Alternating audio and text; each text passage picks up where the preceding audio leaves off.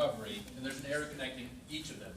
So we're going to be talking mostly about the drive, but you can't really isolate just that one part of the stroke without also diving in to the other elements, because they really are all connected. Just what you do at the catch influences what happens on the drive, which influences what happens at the finish, which then influences the recovery of that stroke, and the cycle continues. So even though we'll be primarily talking about the drive, we'll hit a couple things, mostly right around the catch and a little bit on the recovery as well, because what you do on the recovery is going to affect how you can drive, it's going to affect how hard you can drive, it's going to affect how efficient you are at the catch. So do I have a volunteer? Go ahead, Walker. So just strap in, start taking some strokes, loosen up.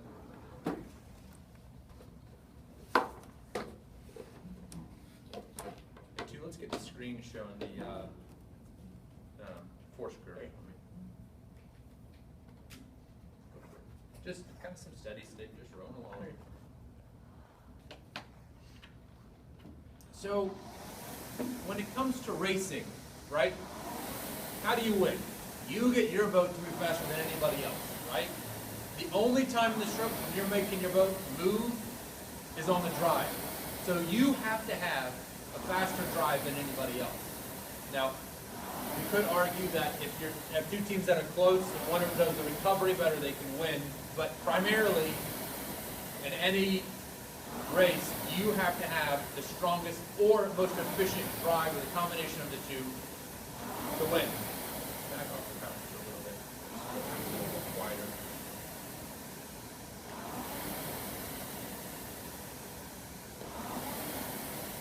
So, if your stroke looks much different than Walker's, you're probably doing something wrong. Because he's got a pretty good drive. It's a good sign. He's been rowing for a number of years. Let's get Walker. No, you're not done. You can stop rowing for a second, Walker. A couple of things I want to go over. And they start right at the beginning of the catch. So why don't you head on up there. So right here, Walker's blade should already be touching the water because the catch is part of the recovery. Okay? Your blade should already be coming down to the water, should be starting to touch the water right when you're hitting the very end of your recovery, and then you drive it into the water the rest of the way, which makes, if the blade goes in correctly, it makes a bit of a V splash, right? Because you get you get the backward part of the splash from when the blade goes in, but then it's driven into the water the rest of the way, and you get a little bit of a forward splash. So you get a bit of a V, which at one point the camera zooms in on that last race on the Harvard guys, and you can see a fair number of them doing that. The next thing that happens is probably the most important part of your drive. It dictates everything else. It dictates the rhythm, it dictates what kind of speed you're going to have, it dictates what kind of, how high you're going to get the hull out of the water, it dictates how heavy the rest of the drive is going to feel, it dictates a lot. At this point in the stroke, you are primed for the most amount of power you can generate, okay? Because you're not using the back, because you're not using the arms, it's only the legs. The legs are by far and away the most powerful group of muscles you have. Just think of when you're in the gym, what's the thing anybody can do the most of? The leg press. Why? Because the only muscle group it uses are the legs, okay? As soon as you start adding anything else, if you add squats, you're all of a sudden having to use the core. If you add in power cleans, you got to use some of the arms and upper body. Leg press, you're sitting there, you're just pounding the legs. And think about how much more the legs are more powerful they are compared to anything else. Leg press, Walker, how much can you leg press? Roughly. I haven't tried to max it in a while, but it's probably, what, like 800? Yeah, something like that. Okay. 6, 7, 800. How much, like what about lat pull down? Lat pull down. What, 150? Yeah, something like that. Yeah. Okay. What about bench press? Can you do 150? Less than 150. Yeah. So we've got 800, and then and the back is kind of the next. Maybe calves would be in there too, and maybe 200 max, maybe 250, and then you've got lat pull. Do you see how big of a drop it is? Your legs are about 4 to 5 times stronger than any other muscle group in your body. So if you have a problem, if your coach calls you out for using the back off the front end, like lifting the back or driving early with it, you are diminishing your power. Let me show you why. Come on up to the catch. Get where you can see this. This is a good thing to be able to see. So, Walker, what I need you to do is you're actually going to bend your arms. Go ahead. And you're going to drive with the legs, but you have to keep your arms bent. Okay? So what we're going to be doing is I'm going to show you why it's so important to only use the legs at the beginning of the drive. And if you use any other muscle group, you're far, far weaker. So you have to come a little further up, my friend. Okay, so you're going to drive, but you got to keep the arms bent. Okay? Go for it. Put something on, Walker. Come on. Okay. I'm just kidding with you. You're doing a good job. Alrighty. So that was with the arms bent. I had a fairly easy time holding you back, right? Okay. This one always makes me a little nervous. All right. Go with the legs, Walker. Okay. Yeah. So I had no chance of being able to hold on to the handle that second time around when it was just the legs.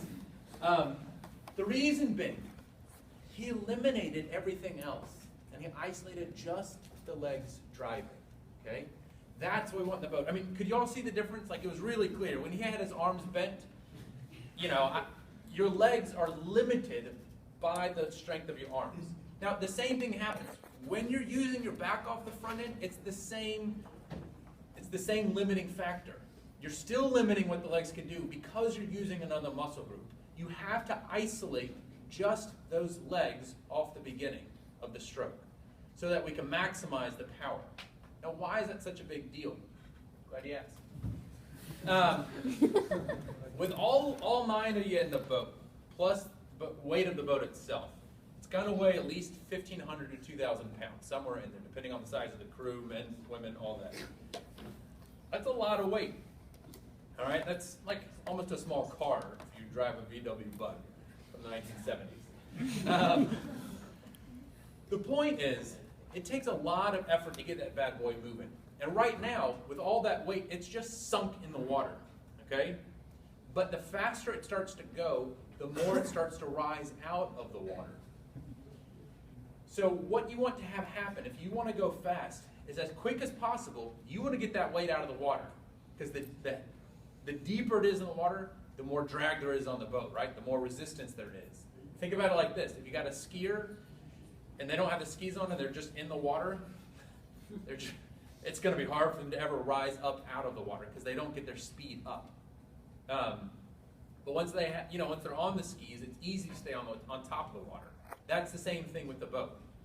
We need that front end to really lift your weight out of the water. Just like when you're pulling a skier, you gun it right at first because you just want to pop them out of the water real quick.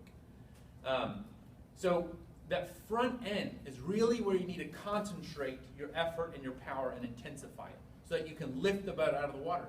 Think about it like this. Once you get the weight out of the boat, once you get the weight of the boat out of the water, the rest of the drive all of a sudden becomes a lot lighter, doesn't it? Because you don't have 1,500 pounds halfway underwater now. You only have half of that or a third of that sitting in the water. So not only is the drive lighter, but because it's lighter, you can now be faster because you're carrying less weight, right? It's like trying to sprint with 1,000 pounds on your back versus 100 pounds, right? It's pretty easy to see with 100 pounds, you're going to be way quicker. So how do we do this, though? How do we make sure that that front end is as powerful with the legs as possible? A couple of things. Go ahead and grab the handle of the walker. One is, and Walker was doing it correctly, he was keeping the heels close to the foot stretcher. Go ahead and sort of rock underneath yourself so the heels come up. So have you just kind of right, and sort of sit up as you do. Okay, you see this? Lean back one, even closer. Yeah, can you push it? Yeah. You see how you can see the pressure kind of rising up under the toes. So rock back again to the normal. Okay, now back up. See how the pressure starts coming up towards the top of his foot. Here, yes, just for a second long. If you were to drive, it would activate the calf muscle mostly to really push the weight of the boat. Because that's the only muscle group that can really drive the toes hard. And it's the toes that are connecting right now, him to the foot stretcher. Now run back to normal. Here, the whole weight of the foot is planted on there. You can now use the quads to really drive the boat, and the quads are what do the lifting when you're doing the leg press. To get in this position, though, your body posture has to be correct. Here's where we're going to jump into the recovery real quick. So go to the finish for me. So what has to happen on the finish or during the recovery to get this catch correctly is you have to pivot forward with the body. Go ahead and swing the body forward. Now come up. Now let me show you the difference. So his heels are down. So now go to the back. Okay. Now just don't pivot very far forward, but come up to the catch. So here he's not going to pivot far forward. Look, heels, heels, heels.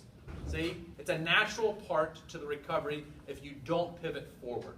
You automatically, so to be on the right track here, you have to have been doing things correctly back here at the finish. Here's another thought. I want you to try, everybody, do you remember that drill when you're in the boat or even on the erg where you try to sit up off the erg, you try to get your butt up off the seat as long as you can? I want you to come up to the catch. But not do it the incorrect style where your toes are up. Yeah, okay. So from here, see if you can rise up off the seat on the drive. Why didn't you get up off the seat, Walker? Come on, put something on it. Get incorrect. Yeah, do it again. Come on, Walker. Let's do it. Get incorrect. That be the incorrect style. Do it again. What's going on? No. All right. Let's try it.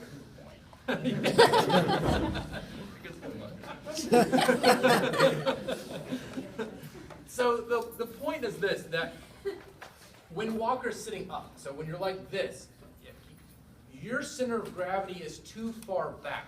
You don't have much control over it. You're not able to put it on the handle, okay? So look, lean forward now. You see when you shift forward, the seat shifts back. Look, sit up again. See it going forward? So the center of gravity is now underneath him. Shift. Now it's in front of him. His butt's back here, but the center of gravity is up here. The physics of that allow you then to put your weight on the handle. So on this next one, Walker's going to lift off the seat. Don't get too hard. I don't want you to be hitting the track very hard. But he's going to lift off it, and the weight has to go somewhere. It's going to go to his feet and to the handle. Okay, so go for it. Yes, much easier to get up off the seat, isn't it? And if I wanted you to get a lot higher, you would be able to, just for your tailbone's sake, but then when you say, so do you see why, when we talk about, like when we do those drills where you pause out of the finish, that's really, really important. It's not just important to, oh, well, I'm here because we're all supposed to be here at this point in the recovery. No, it affects your catch. It affects how hard you can drive. Because Walker, now I want you to row in correctly for a couple strokes. But as you come into the catch, always be coming in with your heels up, okay? And see, but try to put some pressure on it. Just see what you can do. But always with incorrect. Yeah, I know, it's going to be hard. We've trained you well. Go for it. Yeah, try to put some power on it, but good. Not pivoting, not pivoting forward. Yeah, keep that butt underneath you. Keep it. Yeah, there you go. This is what some of you look like. It doesn't look bad, does it? Right? It really doesn't. But it's, now go to the normal real side. Now, yeah, you don't have to come off the seat, just crank on it. Now you can crank on it. The weight's forward, you can hang on it. It's much easier to leverage your body weight. So, was it hard to push when your weight was underneath?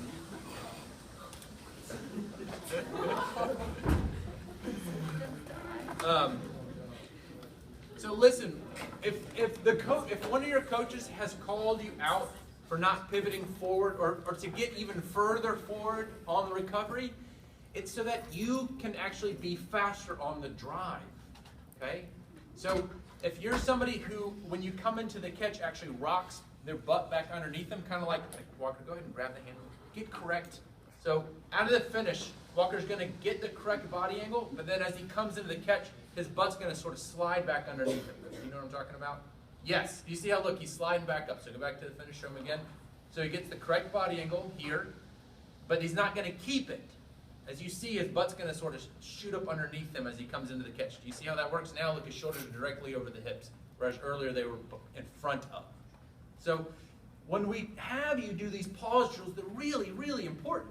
It's to get your body weight forward so that the rest of the stroke can approach the catch correctly so the drive can be really powerful. So when you see the races like this, where the guys are cranking on it and they're holding down in the 120s for the whole race, it's because all of these details have been drilled into their body to be done perfectly time and time again. So when you're doing a warm-up, like even that is a time to drill. It's to get it right. It's to have the muscles memorize a very defined set of movements. Don't overlook the importance of being focused on your warm-up. Besides whole drills, the warm-up, at least get it then. So that's how we start developing a strong drive, is on the recovery. A couple other points though. We talked about the heels. They should stay close to the bottom, about half an inch, maybe an inch they can come up. But coming up too much, all the weight starts shifting up to the toes. We start driving with the calves. Another issue that can come in is that I want you to actually lunge into the catch a bit. Okay, so get some extra reach as you come in. So watch Walker's stroke. Go ahead for it. So he's going to get the body angle, but then as he comes in, he ends up reaching for a lot more. Just row consistently like that for a couple of strokes. You don't got to put a lot on it. This is what you'll see a lot, especially in a boat. This is big time what you see in a boat. What I want you to see is when Walker comes into the catch, his legs right here, right there. His legs right here at the catch, okay? Here's where he should begin to drive. Instead, his legs aren't going to compress anymore, but his body's going to continue swinging. So watch it on the next stroke. So his catch is right here, but look, he keeps swinging in. Now you can sort of get away with this on the earth because you're not having to balance a boat. You're not having to row with anybody. Good, thanks. Here's why that doesn't work. It does slow you down the earth, but it really messes things up badly in the boat. Is that point in the stroke, you're out leaning over the side of the boat. Your weight's not in the middle anymore like it is on an earth, right? So if you're weighing, I don't know, I'm like 170 pounds. If my 170-pound frame all of a sudden is swinging out of the boat, what's that going to do? Anybody? It's going to throw it off balance big time, right? So no matter how heavy or light you are, the same effect's going to be there. It's going to throw the set off. Now, how does that affect the drive, though? Go ahead and come back up. Here's the deal. So go in that extra reach position, into the catch, but pause. Look at his back. It is not in a really strong position that can handle a lot of power. Think about when you're doing squats, right? If you're doing squats and you're going down, all of a sudden you end up hunched over like this, you're doing way too much weight because your back can't handle it, right? You need to be able to stay up tall as you squat down. Same thing with the stroke. Your back is not going to be able to handle this. Maybe for a little while, but you're going to have back problems at some point. You're going to look like an old hunched over grandma by the time you're 35. Not that you wouldn't look like a good old grandma, but just saying. It doesn't allow you to take the full weight of this stroke on your body. So you need to sit up, go ahead, yes, and then get the compression and then drive. So by leaning too far over, your body is now at a weak position and can't handle the pressure of the drive. So even if you're hammering on it, your body can't handle it. Lastly, I think just sit there for a second, but I think we're good. But I just don't want you to get up in case I do need you. So you can just sit here. Lastly, and this was a point the novice women in the 8 got to pick up really well yesterday. And that was that the drive, y'all, it sets up your rhythm. Jesse, that is not a happy look. So, yes. So yesterday, Chris, but Jesse's in here too. Yeah, I'd seen both because I was picking out who was in the 8 with me yesterday, and I was like, okay, I got Jesse and Kristen at least. So either or both of y'all, Jesse or Kristen. Can you describe the difference when we started rowing at 24 and it was, after we figured out what rhythm was? What did the boat feel like? What was the difference? Okay, can you elaborate? What part of it was smoother? What? I guess it just felt like we were just pulling more together at the catch. That we were all kind of like hitting at the same time more. We're just focusing on getting to the top of it and pushing at the front. All right. I don't know. No, there's no right answer. Jesse, what about you? What were your thoughts? I thought it was more balanced and more together than before. When we first started, we all were not together and both kind of moving everywhere and it was hard to get stroke. Okay. And then we started taking the weight like evenly up, whereas the first time it just kind of. No, that's all right. Well, how about this? Let me ask some questions that may help get the point to you. So, it sounds like it was easier to row, right? But we were at the same rate as before. We were at 24 still, right? We were still pulling hard. Like, it wasn't like people all of a sudden pulling harder, right? Like, people were pulling just the same. People were pulling hard the first time. They were pulling hard the second time. But all of a sudden, it was easier to pull together, wasn't it? Like, it was easier to be on time every stroke. It was easier to get your blade in to work as a unit. It was easier to be there and just to hang with that pace the whole way through the piece. Forget my opinion, the facts showed to be true. When we started at the very first piece where we didn't keep our rhythm, we were sitting about a 2 for the first little, no, 204. 204 and it went up to about 207. 207 for like the whole rest of it. And we were trying to crank on it at the end and it was still like 207. This second piece, after I got a little fiery in the boat, and they got it together a bit. The second piece, where we learned to all press together off that front end really hard to really concentrate our effort like I've been talking about, we held a 204 easy. I mean, later, we decided, let's see if we can drop it. We were hitting 153, just wailing on it. So the rhythm is set up because you're able to get the boat out of the water, be quick through the rest of the drive, and then you just have frickin' time on the recovery. Whereas before, we weren't all hitting it hard and accelerating all the way through. And so on the recovery, we had to move quick because we were having to be at that 24. So since we'd taken so much time on the drive, we had to move quick to make up time on the recovery. Do you see how that makes sense? If you're quick through the drive, you have time on the recovery to let the stroke unfold.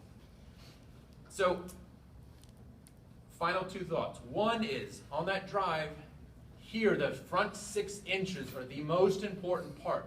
You have to be well-focused, well-timed, and powerful, explosive right at the beginning. And then you continue that pressure all the way through the rest of the drive. If anybody lets off, though, if anybody decides to not quite be 100% committed to that stroke, it makes everybody else's work that much heavier. So it makes them tire out even quicker. So all of a sudden, what started out as a great piece dwindles to crap. We were doing a cement drill, and it got really, the strokes were really heavy. And Gary asked a good question. He said, why aren't y'all pulling like this during the piece? And Kathleen had a good answer. She said, well, because, we get tired, like that's really heavy. And she was like, we can't do that for the whole thing. And she's right, if you're not doing it together. But if all 8 of you are committing to that front end and you're all hitting it hard, it's an awesome and weird thing, but the stroke feels really light. Because you're all pushing together. For a split second it's heavy, and then the boat lifts out of the water, and the rest of it's really fast and really light. And then you have a lot of time to relax, a lot of time to recover, a lot of time to let the boat run underneath you. So, yes, you do have to push, maybe, I'm not going to say push harder, you have to concentrate and intensify your power, your thrust, right at the beginning. And then you just keep that through the end. But keeping it through the end is way easier because all 8 of you are doing it. The final thought is, why is rhythm so important? And the easy answer is because it gives the boat time to run. Here's a good example for you. If you're on a skateboard, right? You got 1 foot on the board, 1 foot on the ground, and you're sort of kicking it along to get your speed up. Well, once you have your speed up, you don't keep kicking the ground at the same rate, right? You kind of do here and there long kicks just to keep it going. That's the same thing with the stroke. once you get the boat speed up and going, your blade doesn't need to be in the water chopping at it left and right. You just need to be able to accelerate it again and then let it run some until it slows down, and then accelerate it again until it runs a bit. So once you've done all the work, reap the benefit of it. Let the boat run underneath you, just like letting the skateboard run after you kick off, okay? Or if you're cross-country skiing, you grab the poles and you push, pry yourself forward. You pry yourself forward, and then you let yourself run, and then you pry again. It's the exact same thought on the water. So if you have two boats that are at a 32 and they're putting in the same power and their same weight, same technique, the one with better ratio is going to be going faster. I promise. And it's going to feel better. It's going to feel awesome. And you're going to be able to make it a lot longer. So are there any questions about the drive? So wanted to hit problems just for a second. So strap in.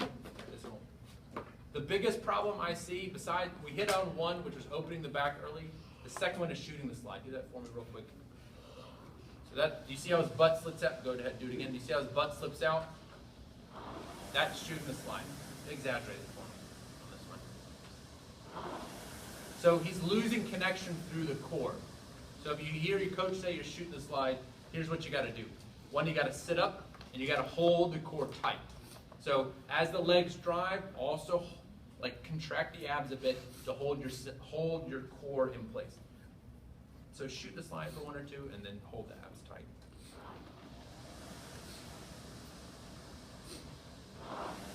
Now hold the abs tight on this one.